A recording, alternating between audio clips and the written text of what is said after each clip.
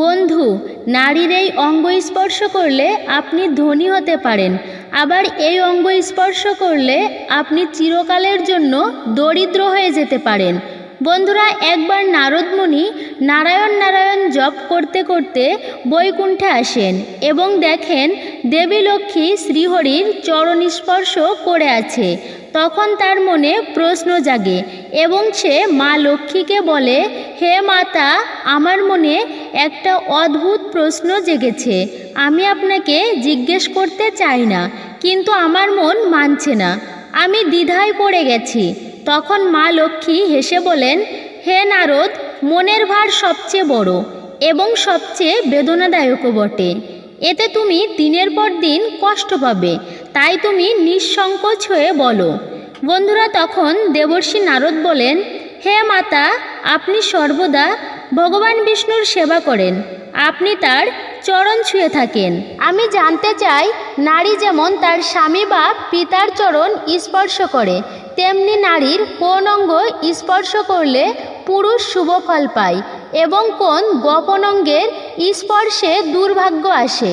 তখন মা লক্ষ্মী বলেন, নারদ, আপনি যে প্রশ্নটি করেছেন তা সমগ্র মানবজাতির কল্যাণের জন্য অত্যন্ত গুরুত্বপূর্ণ। আজ আমি আপনাকে আপনার এই প্রশ্নের উত্তরে একটি গল্প বলবো, তবে এই গল্পটি আপনাকে সম্পূর্ণ শুনতে হবে। যে এই গল্পটি সম্পূর্ণ শ্রবণ করে তার সকল পাপ বিনষ্ট হয় এবং দেবী লক্ষ্মী সর্বদা তার গৃহে আশীর্বাদ রাখেন। এরপর মা লক্ষ্মী বলেন, এক সময়ের কথা, অং দেশে এক ব্রাহ্মণ তার স্ত্রীর সাথে থাকতেন, যার নাম ছিল সুসেন, আর তার স্ত্রীর নাম ছিল উর্মিলা। ব্রাহ্মণের স্ত্রী দেখতে খুবই সুন্দরী ছিল, কিন্তু তার ব্যবহার ছিল পতিতাদের মতো। তাদের মধ্যে প্রতিদিনই ঝগড়া হতো। উর্মিলা সবসময়ই তার স্বামীর উপর বিরক্ত থাকত, যার কারণে সুসেন তার স্ত্রী উর্মিলার সাথে বেশি সময় কাটাতেন না। সেই শহরে শান্তা নামে এক পতিতা থাকত।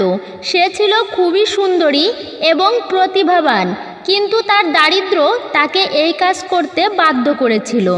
এরপর মা লক্ষ্মী বলেন, হে নারদ, সেই শহরে এই ব্রাহ্মণ পরিবার ব্যতীত সমস্ত বাসিন্দারা খুব সুখী জীবনযাপন করছিল, যার কারণ ছিল সেই পতিতা যখনই কোনো পুরুষ তার সাথে রাত কাটাতে যেত, কিছুদিন পর থেকে সেই ব্যক্তির ভাগ্য বদলে যেত।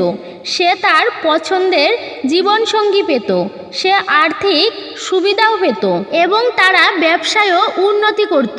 শুধু তাই নয়, সেই শহরে মুখিয়াও তার একাকিত্ব থেকে মুক্তি পেতে বহুবার সেই পতিতার কাছে যেতেন।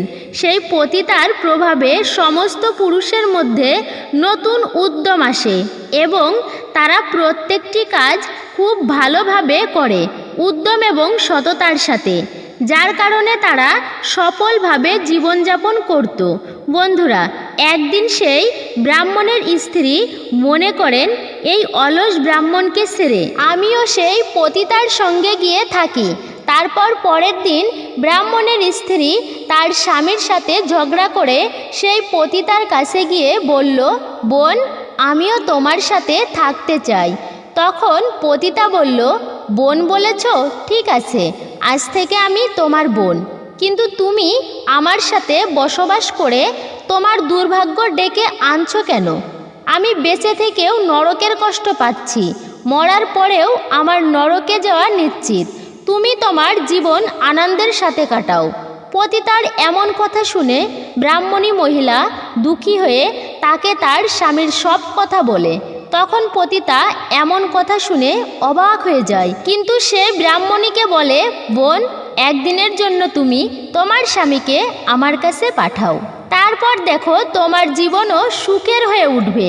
বন্ধুরা, ব্রাহ্মণী মহিলা তার স্বামীকে সেই পতিতার কাছে পাঠাতে রাজি তো হয়, কিন্তু শর্তে, সে যেন তার স্বামীর সাথে কোনো জঘন্য কাজ না করে এবং তার ধর্ম যেন ভঙ্গ না হয়।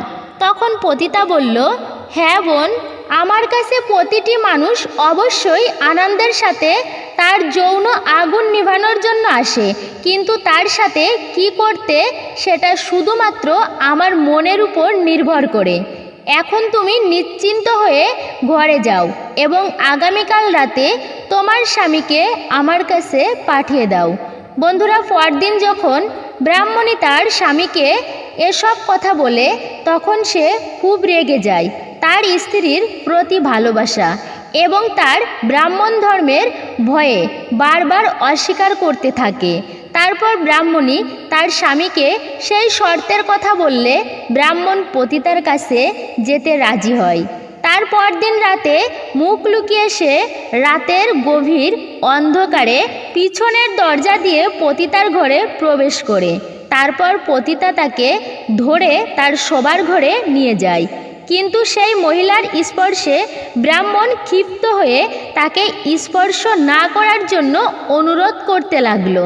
তখন পতিতা বলল, হে ব্রাহ্মণ, আমি আপনাকে শ্রদ্ধার সাথে প্রণাম জানাই। বাইরে যাতে কেউ আপনাকে দেখতে না পায় সেই জন্য শোবার ঘরে টেনে নিয়েছি, কারণ এক ব্রাহ্মণের পতিতার কাছে আসা সমাজের সবচেয়ে বড় কলঙ্ক।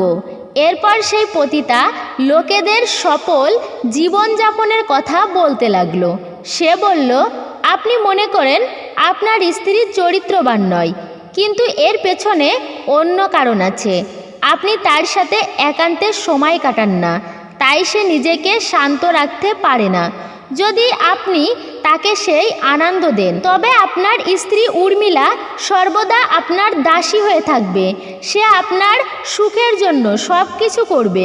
আপনি যে কাজ পছন্দ করেন না সেই কাজ সে কখনো করবে না, কারণ পুরুষেরা নারীর ভাবনা বোঝে না। এই কারণেই আপনারা সবসময় দুঃখী থাকেন।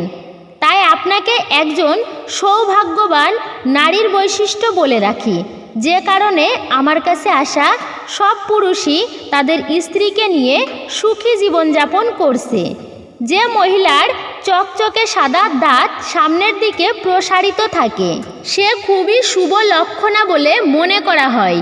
যার পায়ে শঙ্খ, পদ্ম বা চক্রের চিহ্ন থাকে, পায়ের আঙ্গুল গোলাকার এবং লাল হয়, নাকের সামনে তিল থাকে, চকচকে নখ থাকে, এমন নারীরা খুবই ভাগ্যবান হয়ে থাকেন। যে নারীর চোখ বড় এবং বৃত্তাকার হয় তার স্বামীর আয়ু বৃদ্ধি পায়। এরপর পতিতা বলেন, হে ব্রাহ্মণ, এখন আমি আপনাকে জীবনের সফলতা অর্জন করার জন্য কিছু গোপন কথা বলছি, মন দিয়ে শুনুন। আমি কখনো কারোর দাসী হয়ে থাকি না। আমি অন্যের কাছ থেকে অর্থ নিয়ে থাকি, কিন্তু আমি তার বশে থাকি না। আমি আমার ইচ্ছাতে কার্য করি, কখনো কারোর কাছে হাত বাড়াইনি। অন্যের কাছে হাত বাড়ানো লোকেরা সর্বদা গরিব থাকে। যে ব্যক্তি নিজে উদ্যোগ করে সব সময় ধন সম্পদ তার কাছেই আসে। একজন মানুষকে কখনো কারোর নিয়ন্ত্রণে থাকা উচিত নয়, বরং তার উচিত এমনভাবে কাজ করা যাতে সারা বিশ্ব তার নিয়ন্ত্রণে থাকে। যে অন্যের নিয়ন্ত্রণে থাকে সে ধ্বংস হয়ে যায়। আমার কাছে যত পুরুষ আসে আমি তাদের নিয়ন্ত্রণে থাকি না, বরং তারা আমার নিয়ন্ত্রণে থাকে। তাই জীবনে এই কথাটা সব সময়ই মনে রাখবেন। এরপর পতিতা মহিলাটি বলে, হে ব্রাহ্মণ, এখন আমি আপনাকে নারীর এমন অঙ্গের কথা বলবো, পুরুষরা কেবল এটি স্পর্শ করলেই ধনী হয়ে যায়। শাস্ত্র অনুসারে বুদ্ধিমান, দয়ালু এবং বিচক্ষণ পুরুষদের ঘরেই কন্যার জন্ম হয়। তাই একজন পুরুষকে প্রথমে তার কন্যার অর্থাৎ মেয়ের মস্তক দর্শন করতে হবে, তবেই তার উপর মহালক্ষ্মীর আশীর্বাদ বর্ষিত হয়। তারপর তার মায়ের পা ছুঁতে হবে, কারণ মায়ের চরণে স্বর্গ বলে মনে করা হয়। যে মানুষ সকালে ঘুম থেকে উঠে প্রথমে মায়ের পা ছুঁয়ে কাজ শুরু করে সে অল্প বয়সেই সফলতা পায়। এছাড়াও সকালে ঘুম থেকে ওঠার পর পুরুষদের অবশ্যই স্ত্রীর হাতের তালু স্পর্শ করা উচিত, কারণ দেবী লক্ষ্মী মহিলাদের হাতের তালুতে বিরাজ করেন। তাই সকালে ঘুম থেকে ওঠার পর শরীরের এই অঙ্গগুলি স্পর্শ করা খুব উপকারী বলে মনে করা হয়। কিন্তু নারীর নাভি স্পর্শ করা উচিত নয়। নারীর নাভি স্পর্শ করলে কালীমা ক্রোধান্বিত হন, কেননা নারীর নাভিতে কালীমাতার শক্তি বিরাজমান থাকে।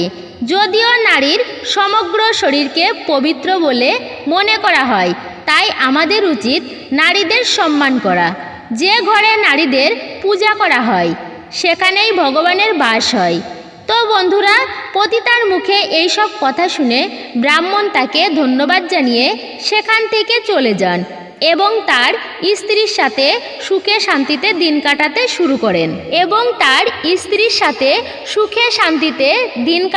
শুরু করেন। কিছুদিন পরে সেও ধনী হয় এবং সুখী জীবনযাপন করতে থাকে। তো বন্ধুরা, এইভাবে মা লক্ষ্মী নারদ মুনিকে নারীর দেহের অঙ্গ স্পর্শ করার বিষয়ে গুরুত্বপূর্ণ তথ্য দিয়েছিলেন। আপনার এই গল্পটি কেমন লেগেছে কমেন্টে লিখে জানাবেন। ভিডিওটি ভালো লাগলে লাইক, কমেন্ট, শেয়ার ও সাবস্ক্রাইব করতে ভুলবেন না।